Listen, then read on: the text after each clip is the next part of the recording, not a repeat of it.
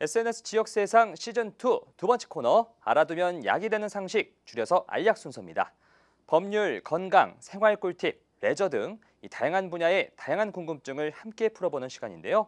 오늘도 법률 상식과 함께합니다. 자, 그리고 가람법률사무소 박상희 변호사님 오늘도 함께해 주셨습니다. 안녕하십니까? 안녕하십니까.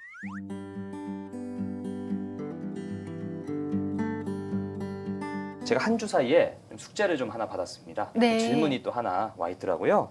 자, 질문이 이혼 관련 변호를 맡으시면서 요즘 너무 쉽게 이혼에 접근하는 이 사회 분위기에 대해서 개인적으로 어떻게 생각하시나요? 라고 그 차지훈님께서 질문을 던지셨는데 네. 어떻게 생각하십니까?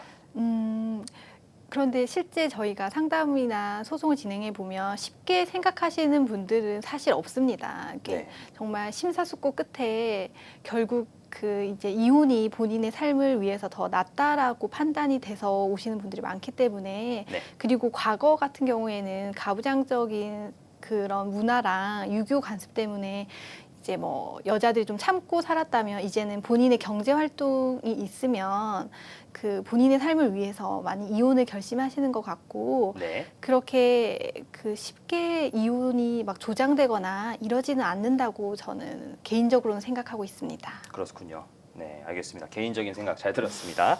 자, 이렇게 숙제를 언제든지 저희한테 주시면은 저희가 이렇게 풀어드리도록 하겠습니다. 자, 저희가 지난주 협의 이혼에 대해서 얘기를 했었고 오늘은 재판상 이혼에 대해서 알아보도록 하겠습니다. 자, 부부 사이에 이혼에 관해 협의가 되지 않는 경우 이 재판으로 간다고 하셨는데 그럼 절차부터 좀 알아보도록 하죠. 자, 변호사님, 이혼 소송을 하려면 어떻게 해야 합니까? 네, 이혼 소송을 원해서 찾아오시는 손님이 오시면 저희가 제일 먼저 확인하는 게 바로 이혼 사유가 있는지 여부입니다. 네. 일방이라도 이혼을 원하지 않는 경우에는 이혼 사유가 있어야지만 이혼이 허용되는데요. 네. 민법 제840조에서 이혼 사유를 규정하고 있습니다.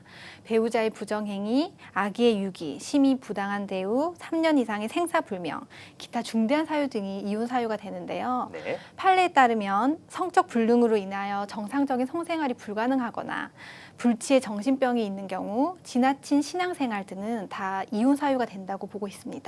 예, 알겠습니다. 민법 840조이군요. 네. 자, 그렇다면 이혼 소송을 할 경우 이 재산 분할을 어떻게 진행되는지도 좀 궁금한데요. 그 예를 들어서 또 전업주부의 경우는 재산 분할을 받을 수 있는지 이것도 좀 알려주시죠. 네, 부부가 협력하여 이룩한 재산은 모두 다 네. 재산 분할이 대상이 됩니다. 네. 그 명의가 누구에게 있던지 그리고 그 관리를 누가 했든지와 상관없이 네. 모두 다 재산 분할이 대상이 되는데요. 네. 그 협력에는 처의 가사노동도 당연히 포함이 됩니다. 네. 따라서 그 혼인생활 중에 네. 취득한 재산이라면 가정주부라도 당연히 재산 분할을 받을 수 있습니다. 네. 이 재산 분할에 있어 협력이라는 것이 또 중요하군요. 네, 그리고 그렇습니다. 그 협력에는 가사노동도 포함된다. 이렇게 말씀해 주셨습니다.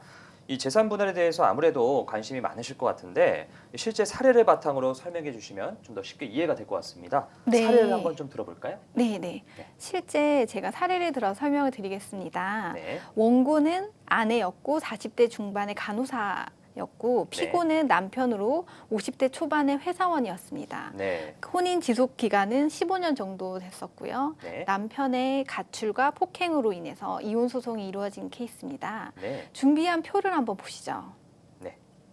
이게 실제 사례죠. 네, 그 남편과 아내의 공동 명의 아파트가 있고 남편 명의의 자동차, 남편 명의의 보험금, 그리고 아내 명의로 예금이 있어서 총 5억 3,300만 원의 적극 재산이 있었고 네. 그리고 생활비가 부족해서 대출받은 3,300만 원의 소극 재산이 있었습니다. 네. 그래서 이 경우에는 이제 순 재산의 총 합계는 5억 원입니다. 네. 네. 그래서 네. 재산 세부적으로 분- 잘 나와 있네요. 네, 보니까. 재산 분할 비율을 각 50%로 정하면 네. 2억 5천만 원씩을 이제 재산 분할로 받을 수 있는 거죠. 네, 그렇군요. 자, 이 사례를 들어보니까 좀 더 이해가 쉬운 것 같은데요. 그리고 재판상 그 이혼에 있어서 양육권 문제도 중요하지 않습니까? 이 사례에서 좀 양육권을 따져 보자면 이혼을 제기한 사람, 즉 원고가 더 유리한 거 아니겠습니까? 네, 가정법원에서 양육권자를 지정할 때 가장 중요하게 생각하는 것이 바로 자녀의 복지입니다. 네. 따라서 자녀의 연령과 성별, 그리고 부모 각자의 재산 상황, 가장 적합한 양육권자가 누구인지 이런 부분을 모두 판단해서 적용을 하는데 네. 이 사건의 경우에는 15세, 13세 이렇게 두 명의 아들과 딸이 각각 있었는데 남편이 가출한 부분을 이제 아내가 사실대로 그 이야기하면 아이들이 충격을 받을 것을 우려하여서 네. 그 아버지는 지방 출장을 갔다라고 이야기를 해둔 상태였는데 네. 이 경우에는 아이들의 건강한 양육을 위하여 네. 그 여러모로 이제 아내에게 친권과 양육권이 모두 인정된 사례였습니다. 네, 양육권은 아내, 이 원고에게 인정이 됐군요. 그렇다면은 이혼을 할 경우 그 아내가 얼마나 좀 양육비를 받을 수 있는지 이것도 좀 설명해 주시죠. 네, 가정법원에서는 양육비 산정 기준표를 마련해 두고 있습니다. 네. 이 경우에는 그러니까 자녀의 나이 그리고 부모의 소득에 따라서 양육비가 결정되는데 네. 그냥 뭐 편안하게 말씀을 드리면 뭐 중고등학생 자녀 2명이 있다고 하면 네. 1인당 약 한 100만 원씩 정도 그 양육비가 산정이 되고 네. 따라서 그 2명이니까 100만 원 플러스 100만 원, 200만 원에 대해서 네. 아버지에게는 절반, 100만 원만 양육비로 청구할 수 있는 것입니다. 네, 이 나이별로 이렇게 나눠져 있다고 말씀하셨는데 혹시 그 나이가 언제일 때 좀 양육비가 가장 큰가요? 네, 나이는 이제 그 양육비는 성년이 되기 전까지만 받을 수 있기 때문에 네. 성년의 그 가장 근접한 시기인 고등학생, 네. 고등학생 때가 가장 양육비가 크고 아, 그 0세부터 3세까지 가장 적다고 보시면 됩니다. 나이가 좀 많을수록 양육비가 점점 커지고 네. 성인이 되면은 양육비가 없다. 네, 그렇습니다. 이 양육비 산정 기준표라고 검색하시면은 이 자녀의 나이별로 또는 부모의 소득별로 이게 양육비가 얼마인지 자세하게 나와 있습니다. 자, 참고하시고요. 자, 그리고 변호사님 그 이혼을 하는 과정에서 변호사의 도움이 그 필요한 이유가 뭘까 이렇게 궁금해하시는 분들 많거든요. 왜 필요한지 좀 설명해 주실까요?